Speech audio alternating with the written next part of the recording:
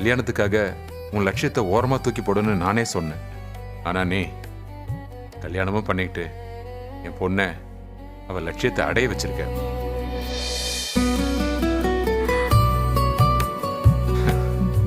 ஒரு அப்பாவா நான் செய்ய தவறின விஷயத்த ஒரு புருஷனா நீ செஞ்சு காட்டியிருக்க.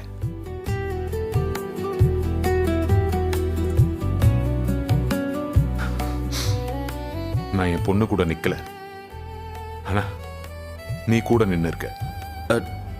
நான் எதுவுமே பண்ணல. நீ நிறைய பண்ணிருக்க, ஆனா நீ அதை ஒத்துக்க மாட்ட. எனக்கு, என் பொண்ணுக்கு, என் குடும்பத்துக்கு நீ நிறைய பண்ணிருக்க.